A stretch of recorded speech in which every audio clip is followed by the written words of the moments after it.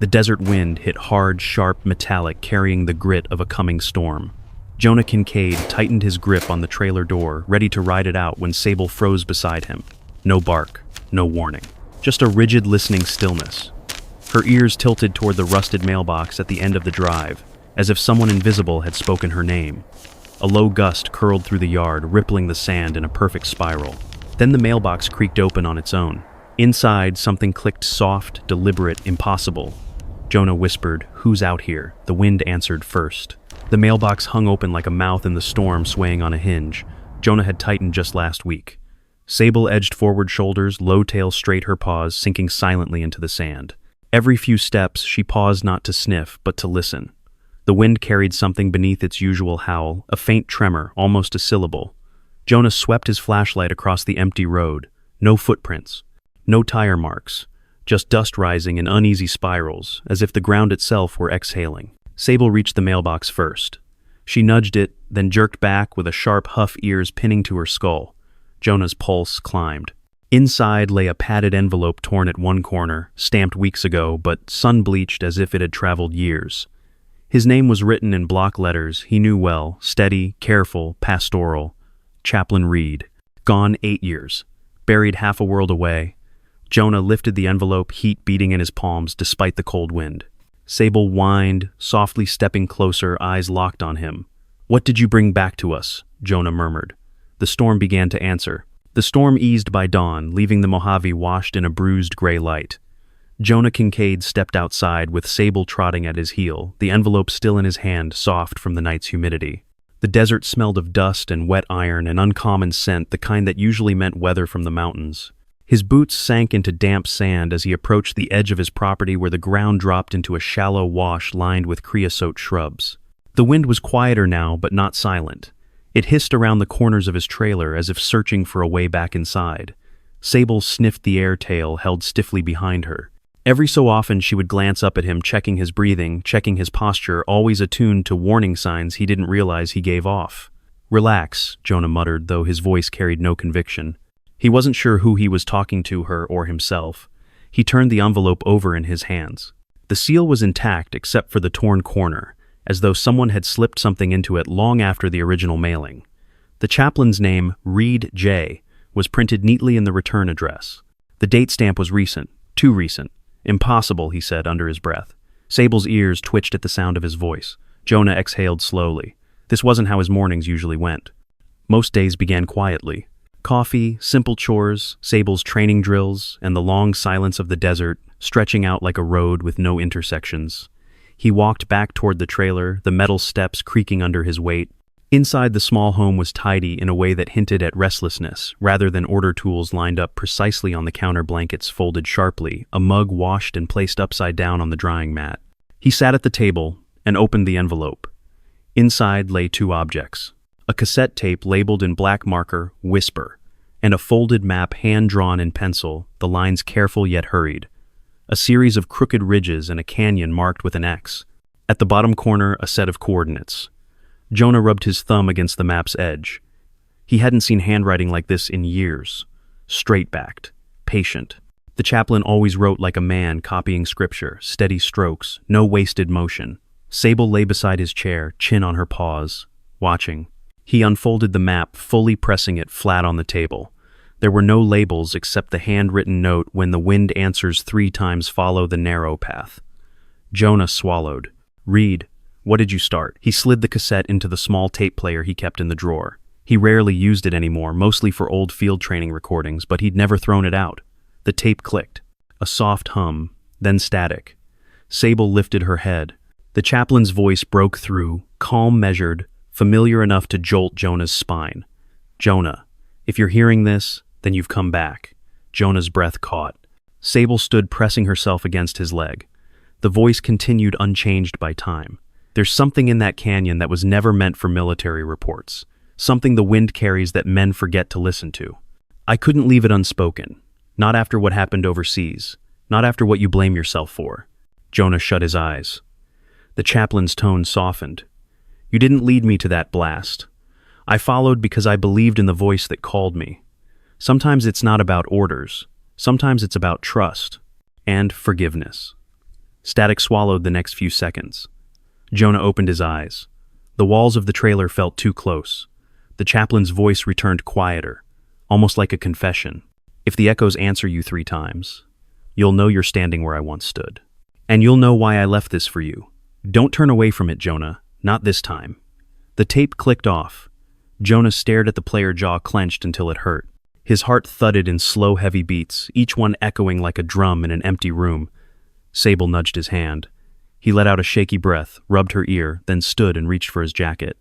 Not yet, he murmured. We're not chasing ghosts. But even as he said it, he grabbed a canteen and clipped it to his belt. Then Hanlon spoke again, voice stiff with formal authority. Red Sky Whisper Project is hereby placed under immediate emergency suspension. All instrumentation to be powered down. No blasting authorized. I want everyone off that ridge now. Victor's protest bled faintly through the channel. You can't just I can Hanlon cut in, and I am. I've got live audio of your controlled experiment, turning a federal land feature into a weapon. Stand down before I call federal investigators. He remembered strange echoes, odd air pressure changes. Reed had commented that the place felt holy. Jonah had laughed at the time. He didn't laugh now. Sable stood beside him, ears turning like satellite dishes, scanning the horizon. You hear something, he asked. Her tail lifted a fraction. A breeze wound across the land, hissing through the brittle brush. It carried a faint sound, not a voice, not words, but a subtle wavering note that fluttered like a breath through a flute. Jonah stiffened. Sable stepped forward. The note vanished. He blinked, heart hammering. Just the wind, he said, but he didn't believe it. He scrubbed his face with both hands and turned back toward the trailer. He needed to clear his head. Think straight. Maybe go into town, work a job, talk to somebody normal. He grabbed his keys. Sable jumped into the passenger side before he even opened the door fully. Bossy, he muttered. She tilted her head. He couldn't help a thin smile. She always did that to win the argument. The engine of the old Ford rattled awake. They rolled down the dirt path toward the highway, the tires crunching over stones still wet from the storm. The air smelled of creosote bloom and warm dust. Red Mesa appeared ahead, a tiny desert town clinging to the roadside like a stubborn memory. A gas station, a diner, a hardware store, a church with a leaning steeple, and a community bulletin board filled with faded flyers and sun-warped announcements. Jonah parked by the diner. He walked Sable along the sidewalk, her leash loose, her steps precise. A few locals waved. Morning Jonah called Mrs. Ruiz from behind the bakery window. Storm didn't rip your roof off, not this time, he said. She looked at Sable. And you, Ninya, you keep him in line. Sable wagged her tail once. Inside the diner, the air smelled of coffee, bacon, and cracked vinyl. Jonah slid into a booth near the window. Sable lay at his feet, curling her body neatly beneath the table. A waitress approached a woman in her late 30s, hair in a messy bun name tag reading Tess. Same as always, she asked. Please, she scribbled. You look like you didn't sleep. Storm kept me up. She gave him a look that said she didn't buy it. Anything else? He hesitated. No. She nodded and walked away. Jonah stared at the window. Across the street, a group of men in matching gray jackets were unloading survey equipment from a Red Sky Ventures truck. Sable's head lifted slowly. A low rumble vibrated in her chest. Jonah frowned. Easy. She stared at the men with laser focus. One of them, a tall figure with mirrored sunglasses, looked back. Something in the way he watched Jonah made Jonah's shoulders stiffen. Tess returned with coffee. You see those guys? She asked quietly. I see them. They're scouting land again. Big project. Something about a skywalk and turbines. Folks say it'll bring money. Or trouble, Jonah murmured. She squeezed his shoulder. Whatever you're thinking, don't. You've done enough fighting for one lifetime. He didn't answer. She left. Jonah sipped his coffee. His mind drifted again to the tape. His voice. That calm, that certainty. You didn't lead me to that blast. Jonah closed his eyes. He remembered the day vividly, the chaplain stepping into the collapsed building, Jonah shouting for him to wait the second explosion, ripping the world apart. He remembered carrying Reed's body out. Sable, bleeding and shaking, staying conscious only because she wouldn't stop watching him. He remembered the way the wind had whistled through the broken beams like it was trying to pray. Jonah opened his eyes again. Sable nudged his boot. He looked down at her. Yeah, I hear it too. He thanked Tess and stepped outside. Across the street, the man with mirrored sunglasses still watched him. Jonah tightened his grip on Sable's leash. He wasn't looking for a fight. But something in the desert was shifting, and Jonah had learned long ago that ignoring a shift never saved you. He climbed back into the truck. As he pulled onto the road, he glanced toward the church. The bulletin board in front fluttered in the wind. A faded verse hung crookedly. After the storm, a still, small voice. He looked away quickly. Sable whined softly. "Don't start," he muttered. But privately something in him answered. They drove out of town, the sky clearing into a hard, bright blue. The mountains loomed in the distance, their jagged ridges casting long shadows across the desert floor. Jonah pressed his foot on the accelerator. The chaplain's map lay on the passenger seat. Sable stared at it, then at the mountains. Jonah's voice was barely a whisper. "I'm not ready." A breeze slid through the cracked window. It carried a sound, gentle, rhythmic, 3 soft pulses in perfect timing. Sable's ears shot up. Jonah's breath caught. 3 answers. He tightened his grip on the wheel, pulse thudding. "All right," he whispered. "We'll go." Sable stood tail rising as though she'd been waiting to hear those words. Jonah turned the truck toward the mountains. Far ahead, the canyon waited silent for now, but not for long. And behind him, the wind carried the faintest echo of a man he'd never expected to hear again. By late afternoon, the highway had thinned into a 2-lane ribbon, running straight toward the broken teeth of the mesa. Heat shimmered above the asphalt, even though the storm had only just passed. Jonah's truck rattled over the cracked road, each vibration buzzing up into his elbows. The coordinates lay on a sticky note taped to the dash. He'd written them from the map in block numbers, the same way he used to jot grids in the field. Muscle memory did that for him, even when his mind resisted. Sable sat upright in the passenger seat harness, clipped to the grab handle, eyes fixed ahead. She braced automatically each time the truck hit a dip, ready for sudden orders that never came. "You understand any of this?" Jonah asked, more to get the words out of his chest than expecting an answer. Sable's ears twitched. She shifted her weight nose, lifting toward the cracked window. Wind poured in dry and warm, now carrying the faint scent of rock and sage. Underneath, there was something else, a cooler note, like air that had been inside stone for a long time. Jonah told himself he imagined it. The GPS on his phone lost signal a few miles outside town. That was expected. Whisper Canyon sat in a dead zone, a pocket of land the cell towers never bothered to touch. He cut the engine at a dusty turnoff, marked only by a bullet-pocked sign, "Service Road, no maintenance." Someone had spray-painted over the lower half years ago. The letters bled into rust. "Well," Jonah said, "map it is." He spread the chaplain's hand-drawn sketch across the steering wheel. The ridgeline he'd seen as a trainee came back in fragments, the way sound had bounced strangely off the walls, the way Reed had closed his eyes and said it felt like praying inside a throat. "You picked this for a reason," Jonah muttered. Sable whined softly tail, giving a small, restless sweep. He studied the map. 2 dry creek beds, a twisted road veering off to a maintenance gate, a narrow slot marked with a cross labeled only "First Answer." The coordinates ran along the bottom. He killed the engine and stepped out. The air hit him like a warm hand. The late sun slanted low, turning the cliffs a deep red gold. Far above, turkey vultures traced lazy circles in the sky. Sable jumped down, landing in a soft puff of dust. Immediately, she swept the area with her nose cataloging scents: old tire, rubber rabbit tracks, stale diesel. Then her head snapped toward the canyon mouth in the distance. Her whole body leaned that way. "We're just scouting," Jonah told her. "In and out." His voice sounded small out here. He grabbed his day pack, slid the canteen into the side pocket, and checked the basics on instinct knife, small med kit, headlamp extra batteries, snack bar, completely over-prepared for a short walk. Underneath, there was something else, a cooler note like air that had been inside stone for a long time. Jonah told himself he imagined it.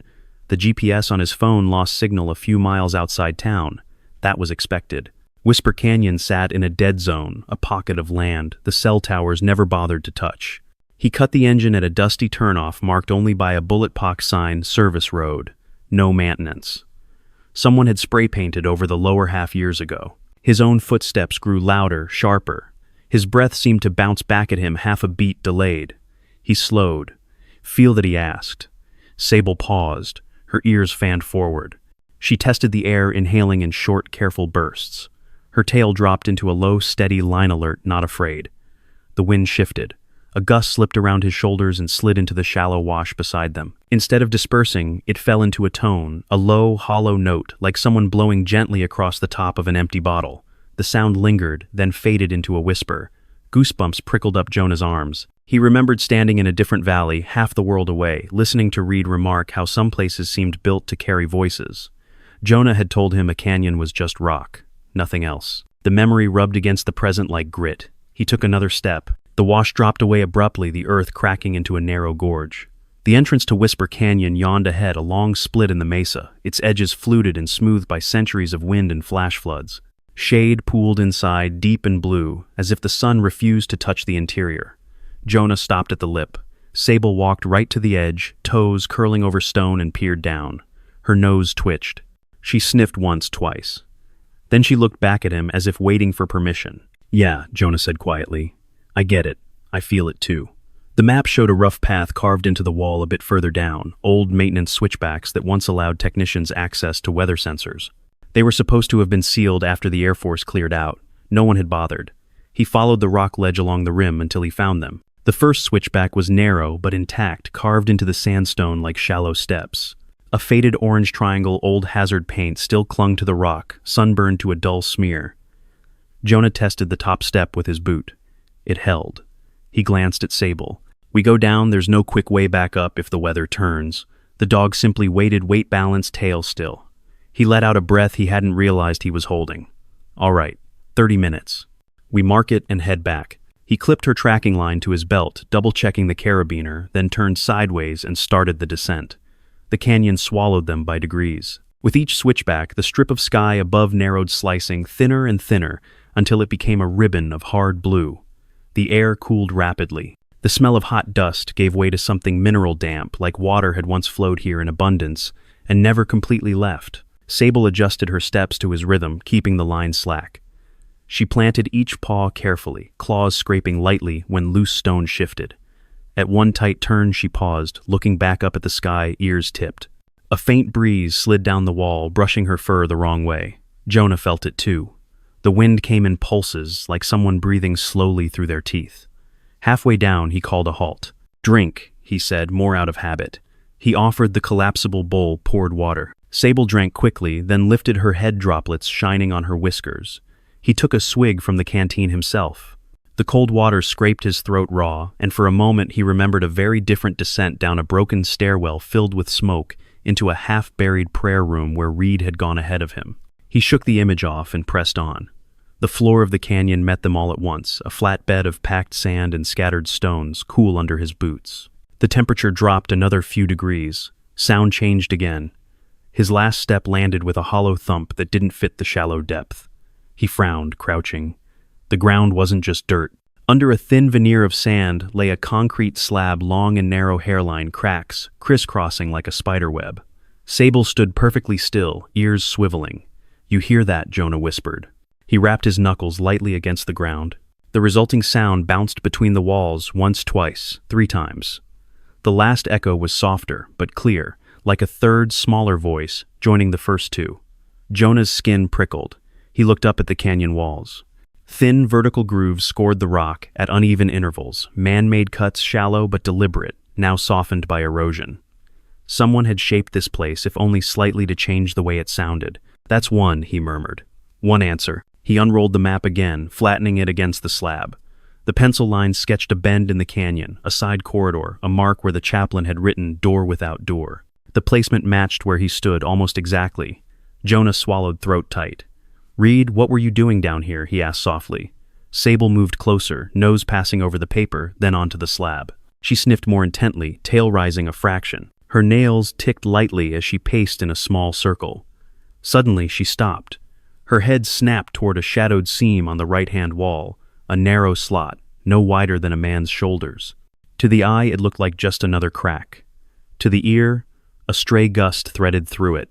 The sound that came out was thin but distinct, a delicate whistle that climbed and fell in a pattern like a line of music, with half its notes missing. Sable leaned toward it, ears forward, then backed up quickly, glancing at Jonah. Her whole body said, "There. There." He walked closer.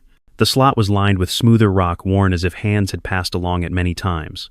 Near knee height, someone had scratched a small symbol into the stone, a simple cross enclosed in a circle. His chest tightened. He placed his palm flat against the wall. The stone thrummed faintly under his skin, not with movement, but with the way sound made it vibrate. He could feel the hum more than hear it. The chaplain's tape replayed in his memory. If the echoes answer you 3 times, that had been a warning or a promise. Maybe both. A shout floated down from the canyon, rim faint but clear. "Hey, down there!" Jonah jerked his hand back. He turned toward the switchbacks. A small shape leaned over the edge, a construction helmet, reflective vest. Further along, another figure in a gray jacket stepped into view. One of the Red Sky survey crews. Their voices slid down in broken fragments. Not supposed to be inside yet. No signage posted. Get him back up before the boss sees Sable's hackles lifted. A low vibration built in her chest, not loud enough to echo, but enough for Jonah to feel it through the line. He squinted up at them. The sun behind their silhouettes turned them into sharp-edged shadows. "You're trespassing on a restricted work zone, sir," one called, his tone louder now, more formal. "We'll need you to exit the canyon for your own safety." Jonah's jaw tightened. He glanced once more at the cross, carved in the rock. At the narrow slot humming faintly with passing air. At the map, with its penciled coordinates and handwritten plea. "Don't turn away from it, Jonah. Not this time." The men above waited. Sable looked at him, eyes steady. He felt the decision settle, not like a leap, but like a slow, heavy door closing. He raised a hand to shade his eyes and shouted back, "I'll come up. But I'll be coming back down again officially." "Sir, that's not." Jonah turned away from their voices back to the slot in the wall. He slid the map into his pocket fingers, pressing hard against the paper. "3 answers," he whispered.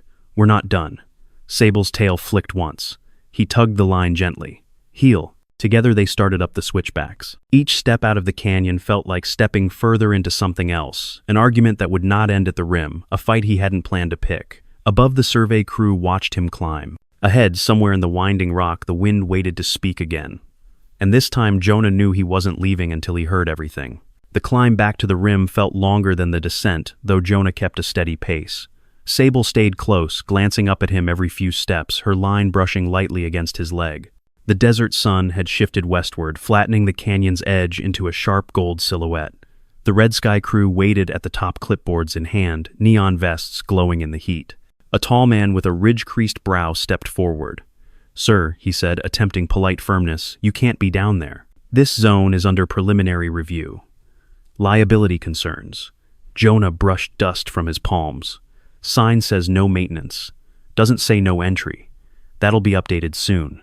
Jonah gave him a long, unimpressed stare. The man hesitated, then softened his tone. "Look, we're not trying to cause trouble. Just need everyone clear until the boss files all the paperwork." Another worker added, "Exploratory drilling scheduled next week. Wouldn't want you or, your dog getting hurt." Sable stepped forward, shoulders squared, ears angled sharply. The worker backed up half a step. Jonah clipped her lead to his belt. "We're fine." He walked past them without waiting for permission. The men exchanged glances but didn't follow. Sable trotted at his side as he crossed the plateau toward the truck. Her gait had changed lighter, almost relieved, yet she kept checking over her shoulder as if expecting someone to approach. Jonah climbed into the driver's seat and rested both hands on the wheel. The chaplain's map lay folded beside him. 1 echo answered, 2 to go. He stared at the canyon's shadow, stretching far behind him. "Not done," he murmured. "Not even close." Sable sat tall in the passenger seat, alert and expectant. The drive back toward town passed in silence, broken only by wind flicking through the cracked window. Jonah's thoughts churned, pulled between the chaplain's voice and the memory of that carved cross in the canyon wall. He heard Reed's tone again, soft and unwavering. "Don't turn away from it this time." Jonah gripped the wheel tighter until his knuckles blanched. He turned onto the highway, heading toward the ranger outpost.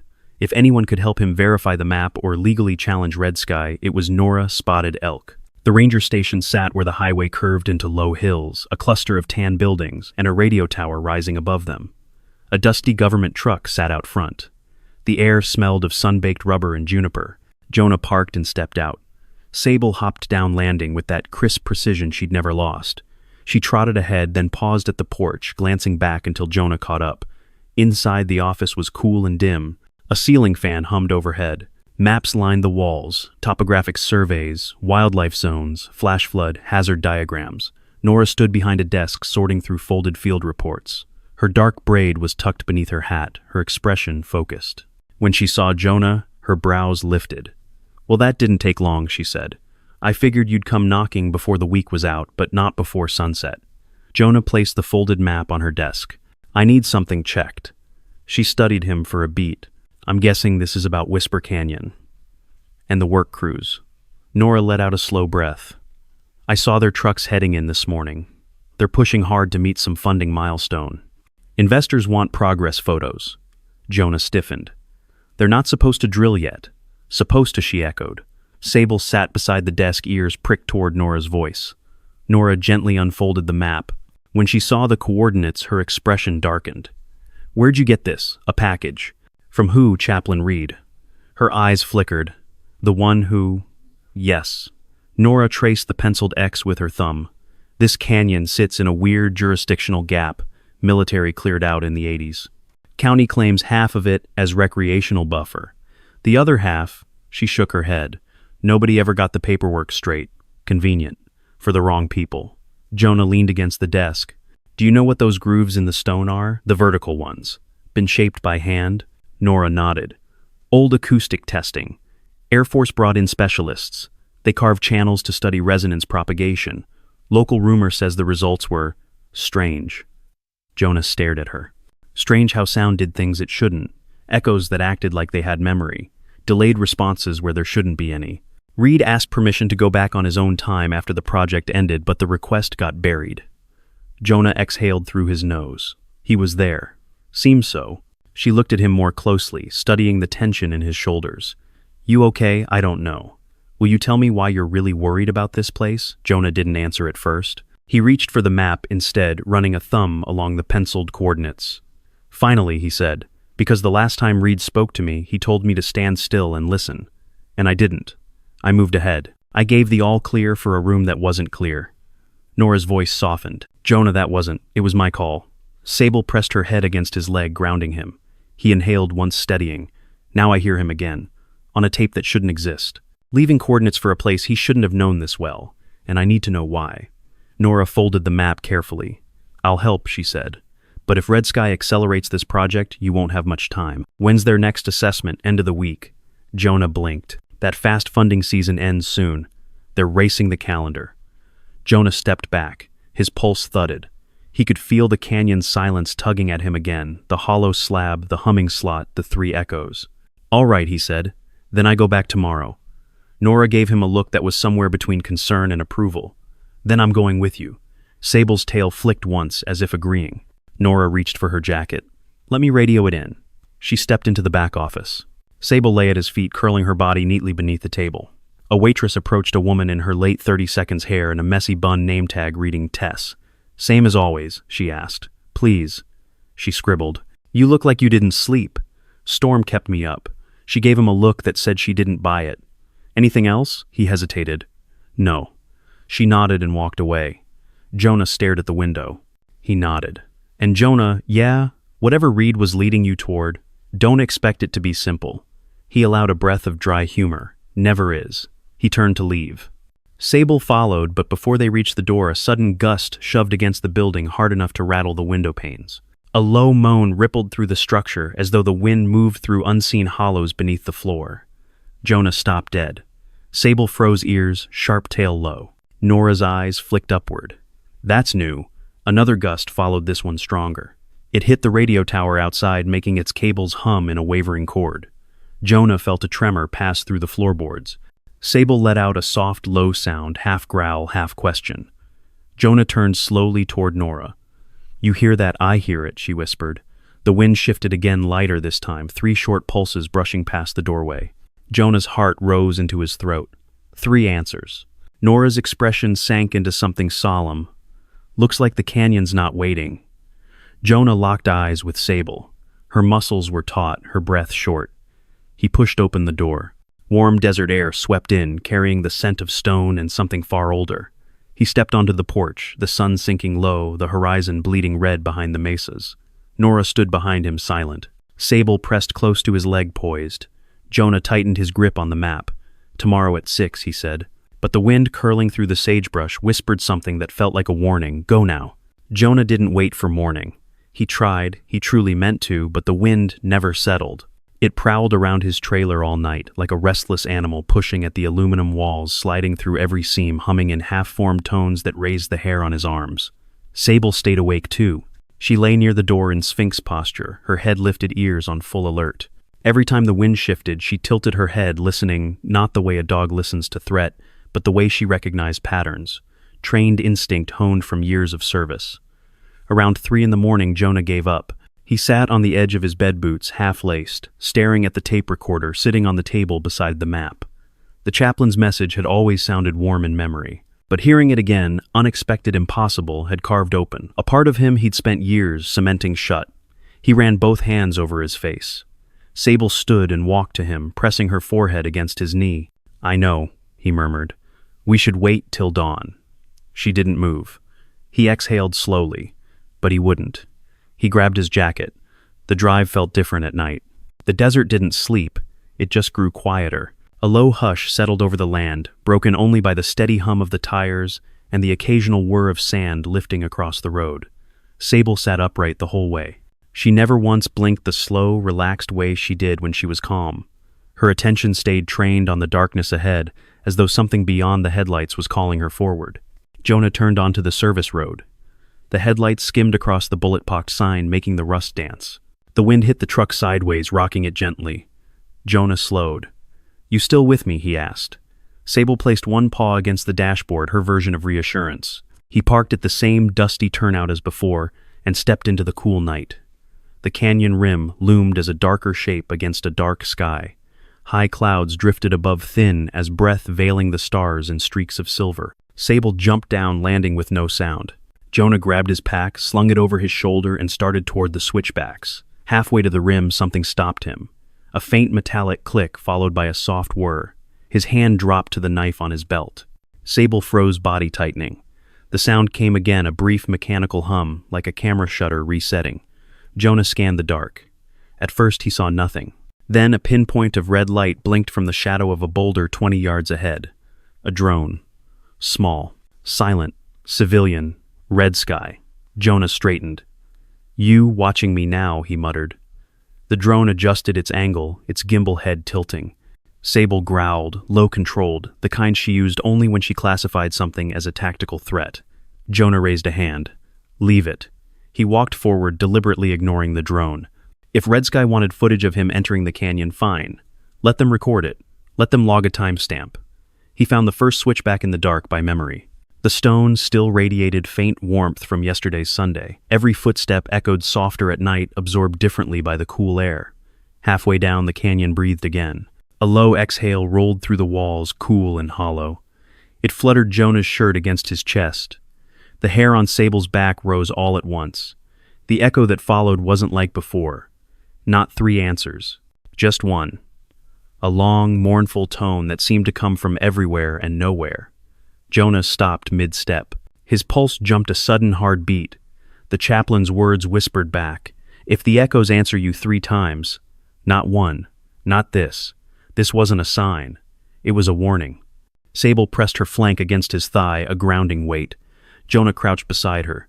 "Something's moving," he whispered. The canyon breathed again, this time shorter, sharper, like a gasp. Jonah clicked on his headlamp and swept the beam across the walls. Rock, sand, a few hardy shrubs clinging to cracks. Then he saw it. Fresh footprints. Small, narrow, running away from the deeper canyon, not toward it. His throat tightened. Someone's down here. Sable's nose went down instantly. She inhaled sharply, then took 2 eager steps forward, tail straight. "No," Jonah whispered. "Take it slow." But she didn't strain against the line, didn't surge ahead. She simply looked back at him, waiting. "Good girl." He followed the footprints down the last few steps and onto the canyon floor. The concrete-like slab looked different under nightlight. Smooth and glossy, like wet obsidian. He knelt to examine the tracks. 1 pair. Adult-sized. Running hard, heel to toe. Not Red Sky boots. Too soft. Hiker-camper lost kid. A chill crawled up his spine. He clicked off his light and listened. For a moment there was nothing. Then, a faint scrape. Stone against stone. Far deeper in the canyon, Jonah rose slowly. "Sable," he whispered. "Track." She lowered her head and moved forward, following the scent trail with unmatched precision. Her paws barely made a sound against the sand. The canyon narrowed as they walked. The sky thinned above them into a jagged strip of silver. The wind pushed past them in uneven pulses, gust, pause, gust like breath under strain. Jonah kept his hand near his knife. He'd been in too many places where fear sounded just like wind. Sable stopped suddenly. She lifted her head. Her ears pointed toward a side corridor choked with shadow. Jonah's heart punched once. "What is it?" he breathed. A voice cracked through the dark. "Hello," a small, frightened voice. Not close, but not terribly far either. Jonah stiffened. "Hey, keep talking." Silence. Then again, faintly, "Is someone there?" Jonah felt his chest tighten. The tone, young, uncertain, raw, struck a memory like a hammer, a boy bleeding in a collapsed schoolhouse calling out between breaths. He swallowed hard. "Yes," he called. "Stay where you are. We're coming." Sable surged ahead but slowed at his soft command. She moved into the side corridor with precision, testing each step before shifting weight. Jonah followed. The passage curved sharply right then, left narrowing in places so much he had to turn sideways. The air grew colder, heavy with the scent of old stone. His breath echoed faintly against the walls. Then he heard it again, shuffling, uneven breathing. Sable stopped at a small alcove, where the corridor widened just enough to form a pocket of moonless shadow. Jonah lifted his light. A teenager huddled against the wall, hugging his knees. Dust streaked his cheeks. His left ankle was swollen boot twisted at an unnatural angle. His backpack lay in tatters beside him. He blinked against the sudden light. "Oh God," he whispered.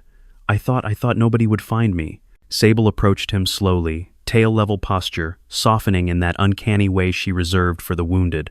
The boy reached out to touch her, his hand trembling. "She found me," he said weakly. Jonah crouched. "Name Aiden. You alone." He nodded. "My cousin went to get help. Hours ago. Something growled at us. We ran. Then something, it echoed wrong, like it was behind us and in front at the same time." Jonah's stomach dropped. He knew exactly what the kid meant. He checked the ankle, bad sprain, maybe fracture. Not life-threatening, but impossible to walk out on. "We'll get you topside," he said. "Lean on me. Easy." Aiden winced as he shifted. Will the echo do it again? Jonah glanced toward the deeper canyon, where the wind moaned faintly. "Yes," Jonah said. "But that doesn't mean it's after you." He hooked Aiden's arm over his shoulder.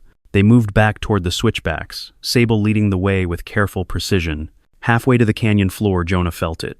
The wind hit them again in 3 quick pulses. But this time, the echoes didn't match.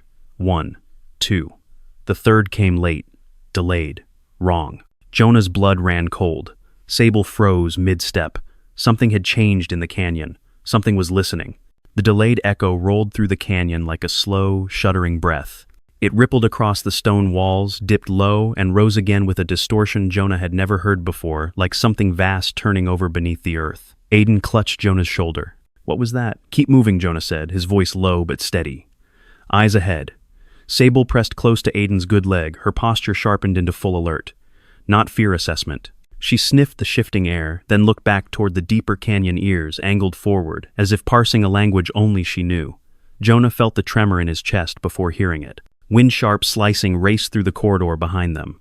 In the field, there was a particular moment Jonah had learned to fear. Not the blast, not the gunshot. The silence before, when something unseen had already decided the next second. That was the silence breathing behind them now. They reached the main canyon floor. Moonlight spilled across the smooth slab like liquid steel. The night wind skated over it with a faint whine echoing between stone ribs. Aiden winced as Jonah shifted his weight. "Sorry," Jonah murmured. "Almost there." A shout cut down from the rim. "Jonah, Nora." Jonah's pulse kicked hard. Her silhouette leaned over the edge framed by her Ranger truck's headlights. The drone hovered near her shoulder, steady as a watchful eye. Nora shouted again. "I saw your truck. What happened?" "Kid down," Jonah called back. "Need a lift. I'm coming down. Don't. Trail's too narrow in this light." Sable barked sharply, one warning note, then stared hard at the canyon behind them. Jonah didn't dare look yet. He switched on his headlamp and wrapped Aiden's arm tighter. "We're taking the long switchback," he said. Slow and steady. Aiden nodded through clenched teeth. Jonah kept them moving. One step, one breath, one ridge. The first switchback rose gently. Sable stayed ahead, scanning each bend with measured caution. Occasionally, she paused listening to something Jonah couldn't hear. Behind them, the wind changed direction, fast, abrupt, unnatural. A low groan rolled through the canyon, vibrating the stone beneath their boots. Aiden flinched. Is something following us?" Jonah didn't lie. "I don't know." But he did. Whatever had answered the third echo, it was awake. Halfway up the second switchback, Nora descended the rim with the ease of someone who had spent years navigating unstable terrain. Her flashlight beam bounced along the rock, catching Sable first. When Nora reached them, she knelt beside Aiden. "You okay, kid?" Aiden nodded shakily. "Better now." Nora clasped Jonah's arm briefly, a grounding gesture. "You couldn't wait till dawn, huh?" "Wind wouldn't let me." She didn't smile. Her expression tightened instead. I felt it too. Jonah breathed out slowly. "Then you know it's not just air pressure." Nora's jaw flexed. "Yeah, I know." Sable suddenly stiffened, ears back, tail straight, nose angled downward toward the canyon floor. A guttural rumble vibrated in her chest, warning them before sound reached human ears. Jonah turned. A darkness pooled at the bottom of the canyon, not shadow movement. Something shifted in the stone, like breath trapped beneath it. The echo chamber walls trembled, releasing shards of dust. Then a low moan rose, layered and drawn out like dozens of delayed echoes stacking on top of one another. Aiden whimpered. "Oh God." Nora steadied him. "Don't look. Just keep climbing." Jonah swallowed. "Move." They pushed faster. Sable stayed behind them, now guarding the rear step's controlled head, never turning away from the thing forming below. The canyon moaned again, deeper. Nora whispered sharply, "That's coming from the old test chamber. I know. They sealed that place off for a reason." "I know." Jonah, he kept going. "I know." They reached the final stretch. Gravel crunched under their boots.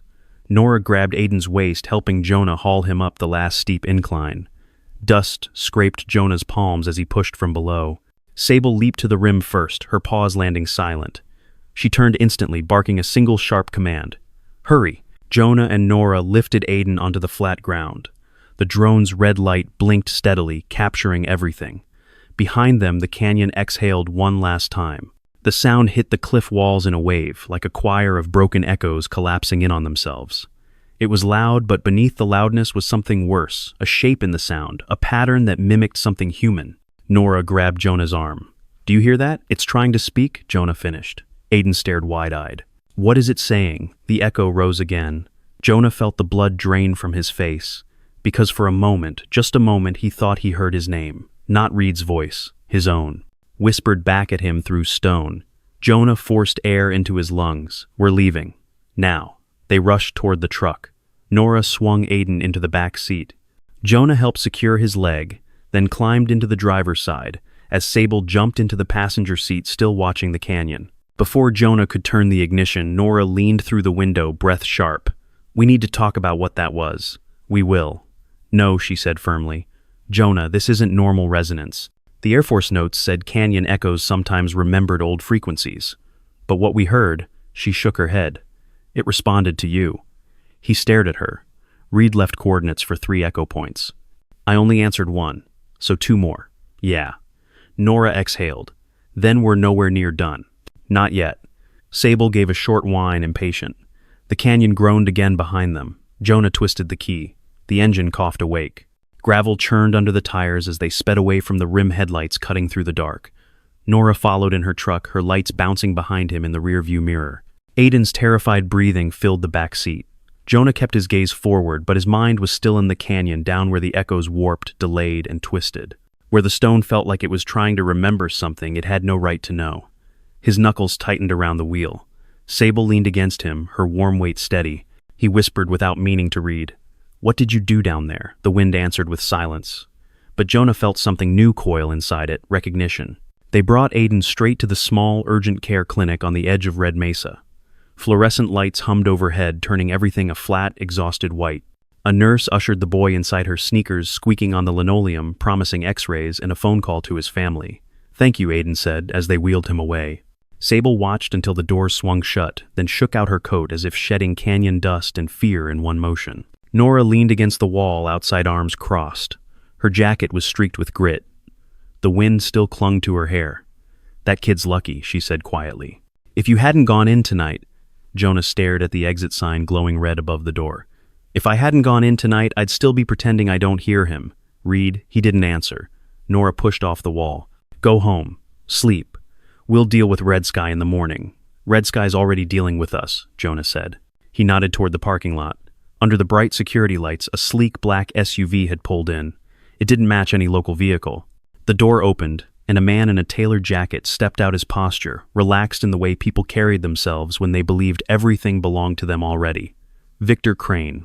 Jonah recognized him from the town hall. Slides the smiling CEO who'd promised sustainable adventure and community partnership.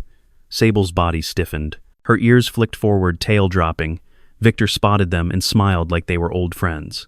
"Well," he said, voice smooth, "our unexpected canyon hero." Nora's jaw tightened. "Evening, Mr. Crane. I heard we had a little rescue," he replied. "Field team radioed it in. Liability risk, of course, but also," he gestured loosely, "quite the marketing story. Vet and service dog save lost hiker in future adventure park. Writes itself." Jonah felt his teeth clench. "It's not an adventure park." "Not yet," Victor said easily. "But I admire your initiative, Mr. Kincaid." "Is it?" Jonah didn't confirm or deny. Victor's gaze slid to Sable. He studied her with a measuring eye like she was a piece of equipment he wanted specs on. "Former military K-9, he asked. Jonah answered this one. "She's retired," funny, Victor said, smile thinning. "She doesn't look retired. She looks ready. Useful." Sable gave a soft, contained growl. Nora stepped subtly between them. "Why are you here?" Victor concerned. "For our community," he said. "If hikers are getting injured in that canyon before we put safety protocols in place, I shudder to think." "Save it for your brochure," she cut in. Victor shrugged. "Suit yourself." "Speaking of protocols, my legal team did flag something. You two entered an area we'd marked as preliminary hazard zone." "There were no signs," Jonah said. "Tomorrow, there will be. For now, let's just call tonight an unofficial collaboration." His voice softened, almost friendly. "But I do have to ask, Jonah. May I call you Jonah? What drew you there? In the middle of the night, no less?" Jonah met his gaze. A kid called for help. Before that, Jonah didn't blink. Wind shifted. Victor's smile sharpened. "That's the thing about wind. It's unreliable. Investors prefer numbers." He gestured to the SUV. "If you're curious about what we're doing, we actually have a field operations tent set up near the ridge. Data models, acoustic mappings, all very transparent. You're welcome to stop by. I'd rather have a local veteran on our side than out there starting rumors." Nora's eyes flashed. "Is that a threat? A request?" Victor replied smoothly. "Enjoy your evening." He walked toward the entrance, his shoes silent on the pavement. Sable watched him go, then looked up at Jonah, ears tight. "Yeah," Jonah murmured. "I don't like him either." The next morning, red dust still clung to the horizon when Jonah drove out to the ridge. He told himself he was just going to look, just to know the scale of what he was up against. The Red Sky operations tent stood near the canyon rim, a large gray dome anchored with metal stakes, its sides flapping lightly in the breeze. A portable generator hummed beside it. Survey tripods bristled from the rock like metal weeds. Sable hopped out of the truck and immediately scanned the area. Her gaze lingered on a coil of detonator cable, then moved on. A young technician in a company vest looked up from a tablet. "Can I help you?" he asked. Victor said, "I could see your data," Jonah replied. The tech hesitated, but Victor's name worked like a key. "Sure, inside." The tent smelled of plastic, hot electronics, and coffee. Laptop screens glowed over folding tables, displaying graphs, maps, and rotating 3D canyon models. Jonah's eyes snagged on one screen in particular, a top-down canyon schematic. Layers of color for different frequency responses. But it wasn't the image that froze him, it was the header at the top of the window, AFR77TH Test Wing, Resonance Study Classified Archive DCOM. His chest tightened. The file description listed dates he recognized, coordinates, reference numbers. And in the lower corner, Unit Support PJ42 divided by Kincaid J. Sable brushed his leg, sensing the shift in his breathing. "Where'd you get this?" Jonah asked, voice low. The tech glanced at the screen. "Old declassified Air Force stuff. Public domain now. Our consultants scraped it from an archive." "Good starting point, why reinvent the wheel?" Jonah stared at the scrolling text. It wasn't just a starting point. It was his unit's work. His missions. His failures. Reduced to data points in a corporate model. He scrolled with one finger before the tech could protest. A line of text jumped out. Subjective notes. Chaplain Reed reports anomalous comforting effect of canyon acoustic field on stress indicators. Recommend further psychological investigation. His throat went dry. He'd never seen that note in their debriefs. It must have lived here in the technical annex. Buried. Victor's voice floated in from the tent entrance. "Fascinating, isn't it?" Jonah didn't turn. Victor stepped in, hands in his pockets. Turns out the Air Force figured out something remarkable, and then walked away. We, on the other hand, know how to turn remarkable into renewable. Jonah found his voice. You're building on data from a project that nearly got people killed. Victor shrugged. Every innovation has a messy draft. We're the edited version. You're repeating the same risk. We're mitigating it with better tech and better funding. Very different things. Jonah's jaw clenched. And what about the chaplain who died after those tests? Does he show up as a line item too? Victor's gaze flicked to the screen, then back. We work with the numbers that remain, Jonah. That's progress. Something in Jonah snapped, not violently, just decisively.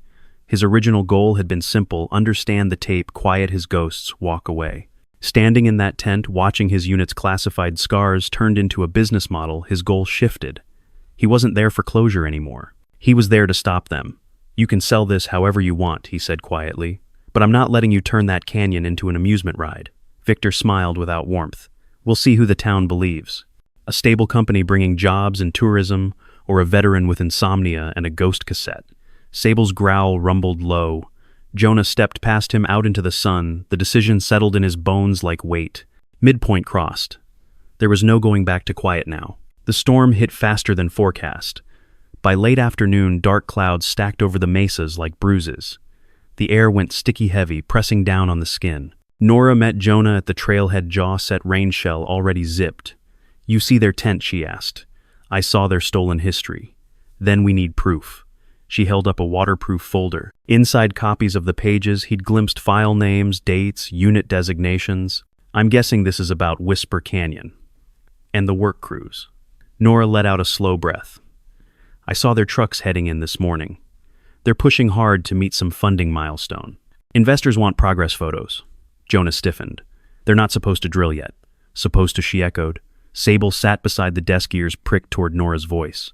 Nora gently unfolded the map. When she saw the coordinates, her expression darkened. Where'd you get this? A package. You still want to go down? Jonah glanced toward the canyon rim. The wind rushed along it in a low, heavy roll.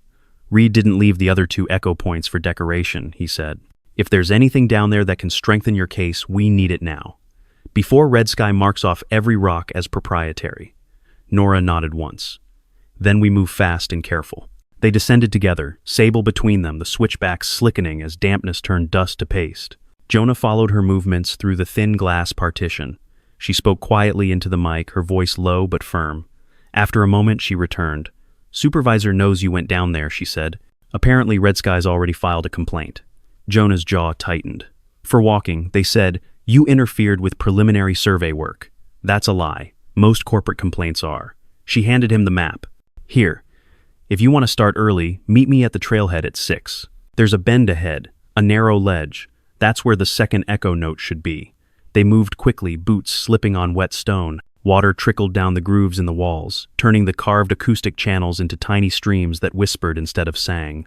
Sable navigated each turn with practiced grace, adjusting her stance to the changing surface. Occasionally, she'd stop, sniff the damp air, and press on, as if comparing what she remembered from last night to what the canyon felt like now. Thunder grumbled overhead. Nora checked the narrowing strip of sky. If the cell stalls over us, that wash at the mouth will flood first. We'll need a high spot. We get what we came for, Jonah said, then we get up. Don't confuse stubborn with brave. He almost smiled. Noted. They reached the bend where the canyon pinched in, forcing them to edge along a slanted shelf. Below, the floor dropped into a deeper channel, now gathering water, a shallow river thickening with each minute. Jonah stopped and called out a single sharp sound, a wordless shout. The echo hit the walls. Once, twice, 3 times. But unlike the floor slab, these echoes climbed in pitch, each one higher than the last. Jonah's skin prickled. That's 2, he murmured. Nora listened, brow furrowed. Feels like the sound's climbing. Leading up, he said. Toward the last mark. Lightning flashed, turning the canyon walls bone white for a heartbeat. Thunder followed almost instantly. Closer than I like, Nora said. We find this room of yours soon, or we turn around. Sable barked once, short, insistent. She pushed ahead, nose, low, tail level. They followed her into a narrowing fork where the walls hugged closer, their tops almost touching. The rain intensified, funneled by the rock into heavy streams. Water began to run along the path in rivulets. Jonah checked the map again. The penciled line ended somewhere beyond this choke point. Wind shoved into the canyon, suddenly hard enough to stagger him. Nora grabbed the wall to steady herself. Flash flood risk just went up. A low rumble rolled beneath their boots. Not thunder, water. Distant rushing. Path's going to wash, she said. We need high ground now, Jonah. He scanned the walls. The ledges here were narrow, slick, untrustworthy. Sable had already turned back toward them, ears flat, eyes sharp. The ground vibrated again. This time, Jonah's instinct spoke louder than the map. We head up, he said. Anywhere. Nora pointed at a narrow shelf halfway up the right wall. There. It's ugly, but it holds. They scrambled. Sable leapt, first claws scraping, then pulled herself up with a powerful kick. Jonah followed Boots, sliding fingers, finding scant holds in the wet rock. Nora came last, more deliberate, grunting once as her foot slipped and caught. They hauled themselves onto the ledge, just as the first surge roared through the channel below, muddy water slamming against the stone with sudden violence. The canyon transformed in seconds. What had been a quiet corridor was now a riverbed, water churning, dragging branches and debris along its frothing surface. They pressed their backs against the wall, breathing hard. Congratulations, Nora said between breaths.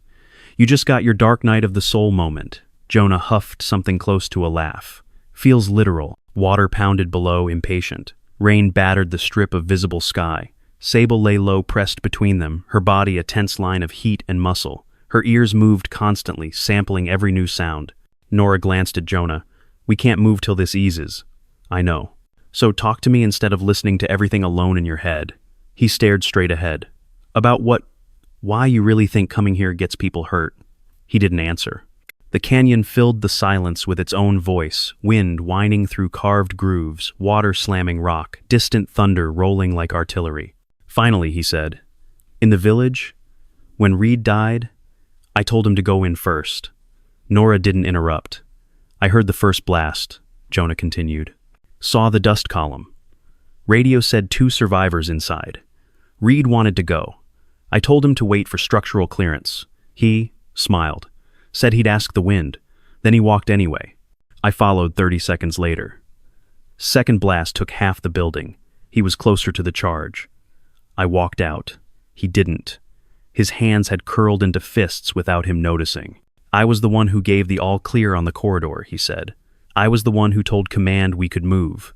Every time I hear a voice telling me to go now, all I see is that. Nora's voice was quiet but firm. You think you're cursed. I think I'm not meant to lead anyone anywhere. Kid we pulled out last night might argue with that. That was luck. Sable lifted her head and nudged his hand sharply as if disagreeing. Nora nodded toward the dog. She doesn't follow curses. She follows trust. You taught her that. Rain hammered the rocks, then began to thin. The roar of water below softened by degrees, settling into a heavy, steady rush. Nora exhaled. Maybe Reed didn't leave you this map to drag you back into guilt. Maybe he left it because he knew you'd be the only one stubborn enough to come when everyone else wrote it off as superstition. Jonah stared at the sheet of water flowing by. What if I mishear it again? He asked. Then we adapt, she said simply. Together. The storm's fury slowly shifted east. Light, not bright, but less oppressive, filtered down through the narrow gap overhead. Sable stood. She crept to the edge of the ledge and peered down. Her ears relaxed slightly. The river had dropped from raging to merely dangerous. Jonah looked up. On the opposite wall, just above their eye level, the rock had changed. The rainstorm had peeled away a thin outer layer, revealing a darker seam beneath. A slender crack ran through it, tall and narrow. At the base of the seam, half cleaned by the runoff, a familiar symbol glinted in the damp stone, a cross inside a circle. His breath caught. Nora followed his gaze. That wasn't visible when we came in. The storm exposed it, he said. Looks like your room without a door. Sable sniffed at the crack, then stepped back tail, giving one slow, thoughtful sweep. Jonah reached out fingers, tracing the damp outline. The stone along the seam felt different, smoother, almost polished. A breath of cooler air slipped through it, brushing his skin. He slid his fingers along until they caught on a small notch. He pressed. The rock shifted with a low grinding sigh, opening a slender gap just wide enough to slip through sideways. A pocket of darkness breathed out at them, carrying the scent of cedar-old wax and dust. Jonah swallowed. Reed, he whispered. What did you build down here? Inside the chamber was small, quiet, and impossibly still. The roar of the canyon outside dulled to a muted thrum like distant surf. Thin slits in the rock let in narrow shafts of gray light falling onto a rough bench and a wooden box set in a carved niche. Sable entered first paws, soft tail, low but not tense. She circled once, sniffed the floor, then sat beside the box like a sentry. Jonah approached. The box was simple, pine-worn at the edge's lid secured by a rusted metal clasp. A cross and circle symbol had been burned into its surface. His fingers trembled as he opened it. Inside, sealed in a plastic sleeve, lay a stack of pages written in Reed's unmistakable hand. The top line, underlined twice, read Personal Field Notes, Whisper Canyon, on Fear and Forgiveness. Jonah sank onto the bench as the canyon outside exhaled. He unfolded the first page. If anyone finds this, especially you, Jonah, know this first. I never blamed you. I came here because I needed to hear what the wind was really saying without orders in the way. Sable rested her head on his knee. Outside, the storm moved on. Inside, for the first time since the blast overseas, Jonah felt something other than punishment in a voice that wasn't his. He felt invitation, and with it a heavier question. If he wasn't meant to keep paying for the past, what was he meant to do now? The storm had drifted east, but the canyon still held its breath. Jonah knelt over Reed's final pages, the neat handwriting wavering slightly in the dim light. Sable rested beside him, her flank warm against his shin as though anchoring him to the moment.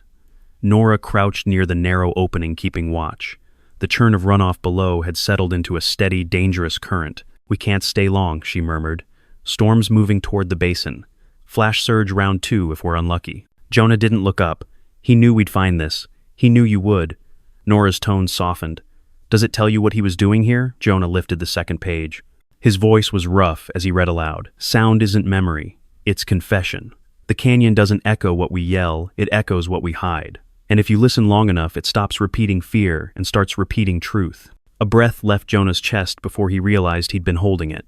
Repeating truth. The echo chamber. Occasionally, she'd stop, sniff the damp air, and press on as if comparing what she remembered from last night to what the canyon felt like now. Thunder grumbled overhead. Nora checked the narrowing strip of sky. If the cell stalls over us, that wash at the mouth will flood first. We'll need a high spot. We get what we came for, Jonah said, then we get up.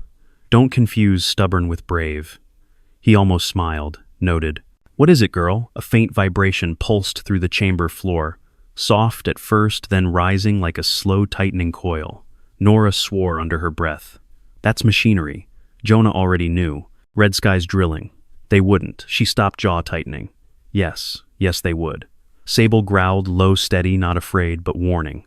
Jonah moved to the slit in the rock and peered out. A pinpoint glow flickered along the rim, far beyond the switchbacks. Machinery lights. A generator tower strobing red. And the unmistakable rhythmic thump of sonic equipment warming up. What time is it? He asked. Nora checked her watch. They said assessments start next week. They're early. They're hiding the fact we were down here, Jonah said. If the county doesn't know, we entered the area before drilling. Red Sky can claim no prior hazard. And if they run sonic stakes in this weather, the canyon will collapse. Sable barked once, sharp, urgent. She paced back and forth, tail slicing the air, stopping only when her nose pointed toward the faint shaft of daylight near the seam. We go now, Jonah said. Nora nodded. Agreed. Sable slipped through the opening, first scanning the narrowing shelf outside. Jonah followed, gripping the stone to steady himself while the runoff churned below. Nora squeezed through behind them. Sable sniffed the wet air, then took off at a fast clip along the ledge. They climbed in silence. At the canyon floor, shallow water still spread across the slab like a broad bronze mirror. Mist drifted in slow sheets. The sky overhead glowed an eerie, silver green, the color desert storms wore right before turning violent again. Nora steadied herself.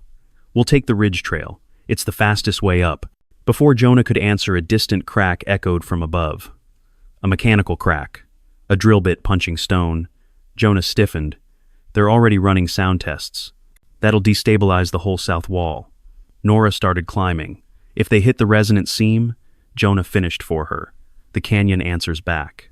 Sable bounded ahead with crisp, controlled leaps, checking each landing before committing her weight. At one point, she stopped, looked back, and emitted a short, clipped bark. This way, Jonah translated. They followed her up a slanted run of stone toward the switchbacks. Loose scree clattered under their boots. The air vibrated now, faint pulses, too measured to be thunder. Nora's voice was tight.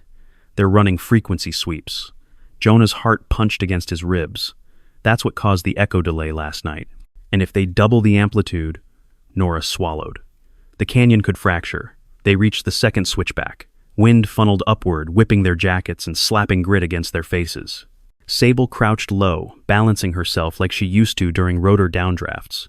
Halfway up the final stretch, Jonah saw it, 2 Red Sky workers on the rim, setting a sonic stake into the ground, and Victor Crane standing behind them, hands in his pocket's coat, snapping in the wind like a flag.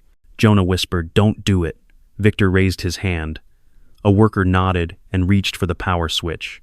Sable erupted into a full sprint, barking fiercely. Jonah froze. Not from fear, from recognition.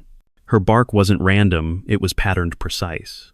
The signal she'd used in the field when sound was about to become a weapon. "Move," Jonah bellowed. He lunged upward, Nora right behind him, because the second that stake powered on, the canyon would answer. And the answer wouldn't be gentle. Victor's hand dropped. The worker hit the switch. The sonic stake came alive with a deep thrumming pulse that Jonah felt more than heard. The ground under his boots vibrated, a low growl rising through the stone into his bones. Sable skidded to a halt near the rim claws, digging in, tail rigid. "Shut it down," Nora shouted, hauling herself onto the flat. The nearest worker flinched. "We're within safe amplitude." The canyon cut him off. Sound rushed downward in a solid wave, slamming into the carved walls. The tuned grooves amplified it, folding the frequency back on itself. A low boom rolled through the gorge, followed by a series of stuttering echoes that didn't behave like normal reflections. They bent, stretched, came back out of sequence, as if the canyon was chewing them before spitting them out. The switchback under Jonah's feet shuddered. A hairline fracture raced along the rock like lightning. Sable snapped her head to the left ears, pinned pupils wide. "Hold," Jonah barked. She didn't move, but every muscle quivered ready. Victor staggered, catching himself on a tripod. "It's just resonance," he shouted over the rising hum. "Stay calm." The second stake began to vibrate in sympathy, though no one had touched its controls. Its housing rattled against the bolt, emitting a higher, shriller tone. Nora grabbed Jonah's arm, yelling into his ear. "We get one more surge like that, and the south wall goes. We have to evacuate the canyon now." Jonah's breath hitched. "Who's down there?" "Tour group from town," she said. "They took the lower trail before the storm picked back up. I radioed them to hold in a side alcove, but her handheld crackled at her waist. A panicked voice crashed through the static.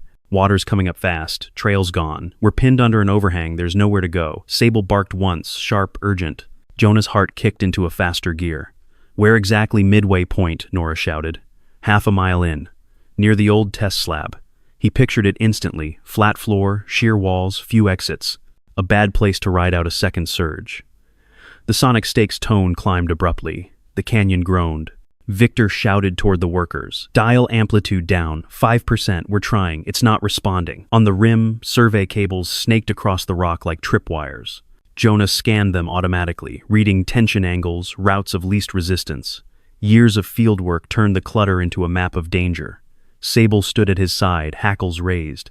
She sniffed once, head tilting, then moved toward a cluster of cables anchored near the second stake. She lowered her nose, inhaled hard, then jerked back, teeth flashing. Jonah's instincts shouted before his mind formed the thought. He grabbed Nora's shoulder. "That anchor, don't step near it." "Why?" Sable snarled, a sound Jonah had last heard when she'd alerted on a concealed charge overseas. Her whole body aligned toward the cable, cluster nose, shoulders, tail, every line of tension pointing there. He dropped to a knee and brushed loose gravel aside. Beneath the thin cover lay a narrow trench cut into the limestone. Inside, bundled with the survey line, sat a row of dull, mud-smeared cylinders wired to a timer case. Not sonic equipment, explosives. God, Nora breathed. They rigged a blast line. Victor paled. "Those aren't ours." Jonah shot him a look that could cut stone. "They're under your permit." Nora fumbled for her radio. "Base, this is Ranger Spotted Elk at Whisper Ridge. Confirm illegal explosives found adjacent to Red Sky instrumentation. I repeat, unregistered charges, suspected sabotage, or unauthorized safety test." The radio crackled back. "Copy, Nora. Abort all operations. County supervisor en route to your location. Do not touch anything." Another vibration hit stronger. Dust trickled from the rim. A rock the size of a toolbox skidded over the edge and shattered on the slope below. The tour group's voice returned over Nora's line, higher, thinner. "Water's at our knees. We can't climb. Rock's too slick." Nora met Jonah's eyes. "You hear that?" He did. Under the fear in the tourist's voice, the canyon was singing again, low, insistent, in a pattern that matched the echo notes in Reed's tape. Reed's handwriting flashed in his mind. "If the echoes answer you 3 times, you're standing where I once stood." "Where are they?" Jonah asked. Near the slab, Nora repeated. A side alcove just past it. Jonah looked toward the canyon mouth. The storm cell had swung back to sit directly over the basin. Curtain-like bands of rain hung between the mesas. Blast line incoming water tourists trapped, he said. If they fire that stake again, or these charges cook off, they'll die, Nora finished. Sable pressed against his leg and looked toward the canyon. The silent question in her eyes wasn't whether they were going. It was which way. Jonah made the decision without feeling it. It moved through him like it had been waiting for permission. I'm going down, he said. Nora grabbed his forearm. We go down. Victor stepped forward. You can't, this is a restricted zone, Jonah rounded on him. Then unrestricted. Victor's confident veneer cracked. If anyone gets hurt while we're under investigation, they'll be dead, not under investigation, Nora snapped. Shut down the stake or I'll shut you down myself. Sable barked once a sharp command. The canyon hummed in reply, one long tone that cut through the arguments like a blade. Jonah stared toward the slot where the sound seemed strongest, the bend leading toward the echo chamber. If the canyon remembers routes, he said slowly, then the safest path won't be the marked trail. It'll be wherever the echoes converge. Nora frowned. You want to navigate by resonance. You have a better map. She paused only a second. No. Sable's tail rose a fraction. Jonah drew a breath that tasted like iron and rain. You lead us to the loudest. Quiet girl, he murmured. We'll follow. Sable turned toward the switchbacks, muscles coiled, utterly focused. Behind them, the canyon shivered under another sonic pulse.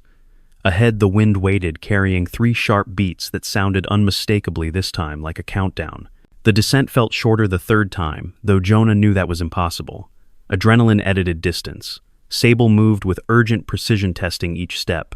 Nora came behind with the radio clipped high, calling updates to base. Water rising in main channel, she reported. Estimated surge increase in 15 minutes. Tour group still trapped mid-canyon. Static hissed, then a strained voice replied, Supervisor Hanlon en route. Red Sky operations officially suspended pending investigation. Do what you must to extract the civilians, Nora. We'll deal with the rest after. Copy, she said. They hit the canyon floor. Water skinned the slab in a thin, fast-moving sheet, deepening toward the center. The air was cold, thick with mist. Sound layered on sound, rain, runoff distant machinery winding down, and under it all the canyon's own low, restless note. Sable didn't hesitate. She avoided the main wash and angled toward the side corridor where they'd found Aiden. Not this time. She sniffed once, then veered right toward a narrower passage Jonah hadn't taken in years. Jonah trusted her feet. They followed. The canyon twisted, pinching in places, opening in sudden pockets. Every shout Jonah used to test distance came back strange, 2 fast echoes, then a third arriving late, weaker but unmistakably drawn from a different direction. Listen, he said. Nora slowed. To what he cupped his hands and called out one sharp syllable. The first echo bounced from the left wall, the second from ahead.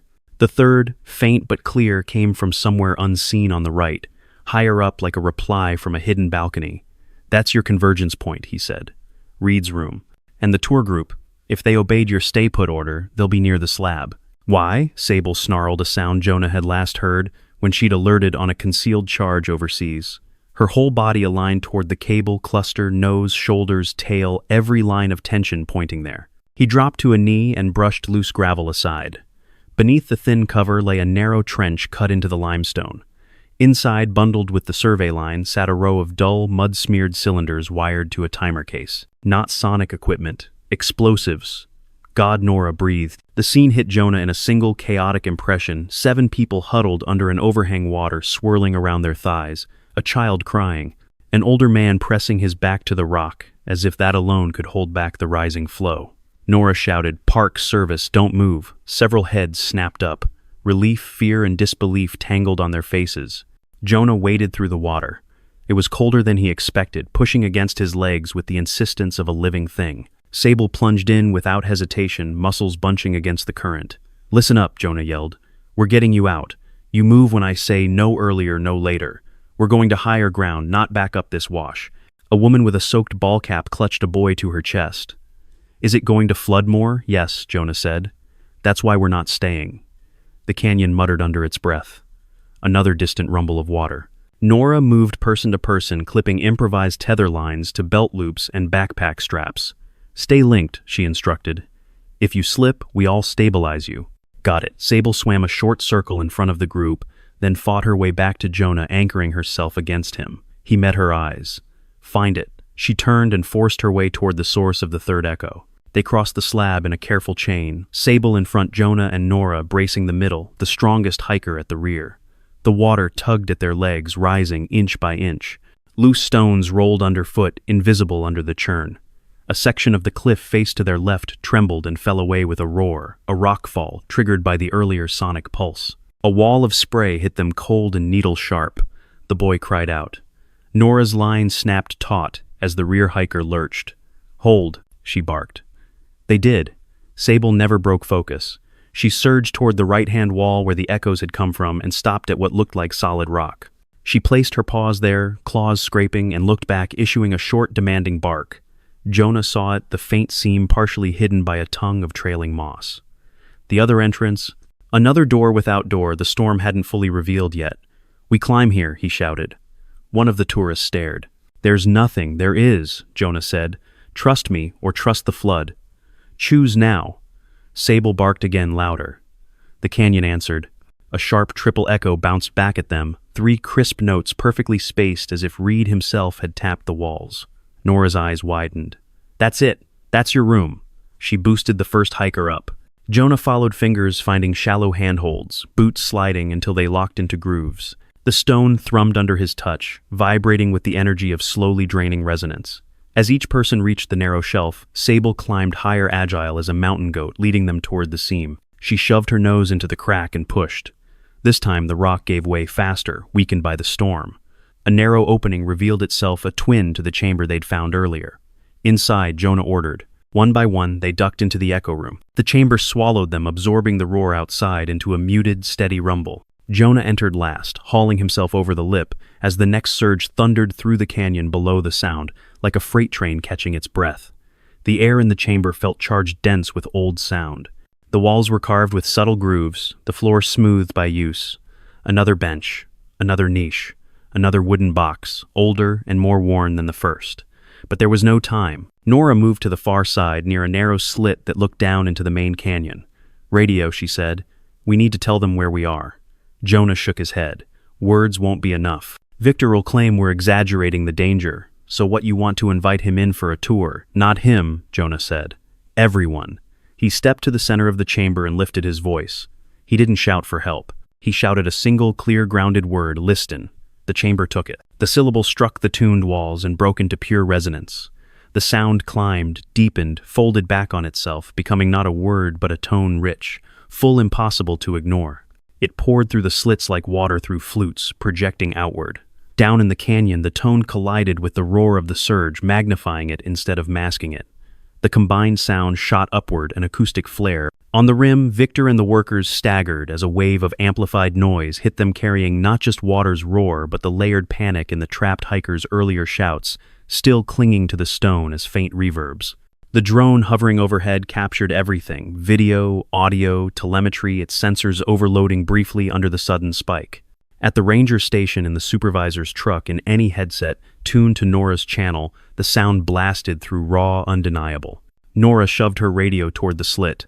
"County base, you hearing this?" Hanlon's voice answered, strained. "Hard to miss. It sounds like the canyon's tearing itself apart." "That's what your safe test does," Nora snapped. "We're in an echo chamber natural refuge structure with 7 civilians and 2 officers. Blast that stake again or detonate anything on this ridge, and you won't be authorizing tourism, you'll be authorizing a mass grave." Silence. Then Hanlon spoke again, voice stiff with formal authority. "Red Sky Whisper Project is hereby placed under immediate emergency suspension. All instrumentation to be powered down. No blasting authorized. I want everyone off that ridge now." Victor's protest bled faintly through the channel. "You can't just Ike and Hanlon cut in, and I am. I've got live audio of your controlled experiment turning a federal land feature into a weapon. Stand down before I call federal investigators." Within minutes, the low thrum of the stakes died. The ground's vibration eased.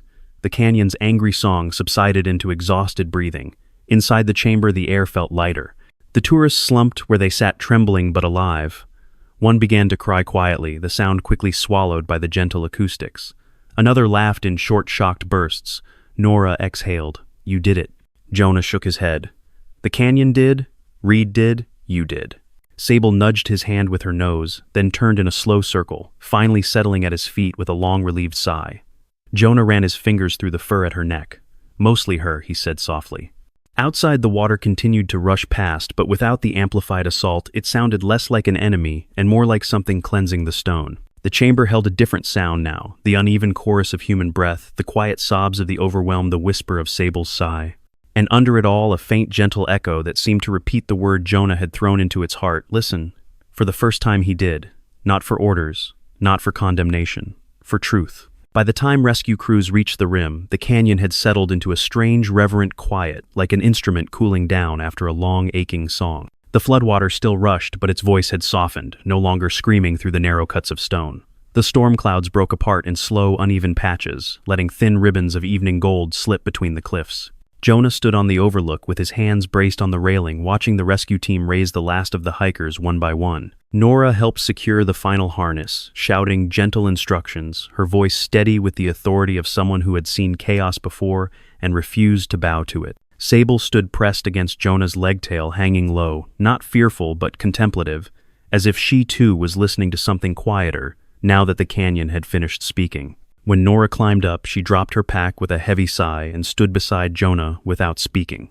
They watched the pale glow settle into the red clay and slick stone walls. After a while, Nora murmured, "It's different now." Jonah nodded, like the storm carved something out of it. "Or put something back," she said softly. "Some places aren't meant to be conquered. They're meant to be heard." Sable gave a small huff, leaning into Jonah's hip. Down at the foot of the cliff, rescue workers rolled up the last stretchers. A woman who had sobbed through the climb managed to lift her hand toward Jonah in a trembling wave. He returned it quietly. "They'll be all right," Nora said. He nodded. Yes. But he wasn't looking at the survivors. He was looking at the canyon, its layered walls glowing with the last amber fingers of the Sunday. The basin still held the faint, ghostly aftertaste of the resonance that had nearly broken it, the same energy that had saved them. Nora followed his gaze. What now? Jonah didn't answer right away. He let his fingers curl loosely into Sable's fur, grounding himself in the warmth of her steady presence. His mind kept going back to Reed's journal, the sketches, the annotations, the line written in hurried script. If the canyon ever answers back, it means it remembers what we gave it. What he tried to build, Jonah said slowly, wasn't a lab. No, Nora agreed. It was a sanctuary. The word felt right. It felt like truth. She stepped away to take a call from her supervisor, leaving Jonah with the shifting colors of dusk. The light deepened, stained the canyon in violet and fire, and the wind circled back in one final reflective sigh. It skimmed the stone lightly, whispering through the narrow ridges. The brush at the overlook rustled, and then soft enough to be missed by anyone else, Jonah heard it. A faint, warm resonance rising from the chamber below. Not the angry surge of earlier, not the fractured, dangerous echo. This was gentle, clean, like the canyon was exhaling peace. Sable's ears turned toward it. She looked up at him with the calm, unhurried certainty she used to wear in the field, the kind that said, "We can stand down now." Jonah knelt and pressed his forehead lightly against hers. "I'm listening," he whispered. And in that moment he realized something he hadn't allowed himself to understand, not in the years since Reed's accident, not in the noise and guilt he carried like armor, not in the fight with Red Sky. He had blamed the canyon for taking his friend. But Reed hadn't died searching for danger. He died searching for meaning. Jonah rose slowly, feeling the weight shift in his chest, less stone, more breath. Nora returned, cheeks flushed with wind and exhaustion. "It's done," she said. "The county's freezing Red Sky's permits. They want a full geological and acoustic survey before anything moves forward." She paused, studying him. "And they want you to lead it, with your experience. And, well, after today they trust you." Jonah let the news land quietly. He didn't rush toward it, didn't retreat from it either. He simply listened to the wind. Finally, he smiled, small, tired, grateful. "Maybe it's time," he said. Nora smiled back relief, softening the hard lines around her eyes. "Good. Whisper Canyon deserves someone who understands it isn't broken, just alive." The sun dipped below the far ridge. The first faint star flickered above the narrow cut of sky. Sable pressed against them, both warm, steady. Jonah whispered, "Reed, we heard you." The canyon answered with a single, soft echo, one note barely there, carried by the wind as it slipped between stone and sky. A sound not of warning, but of blessing.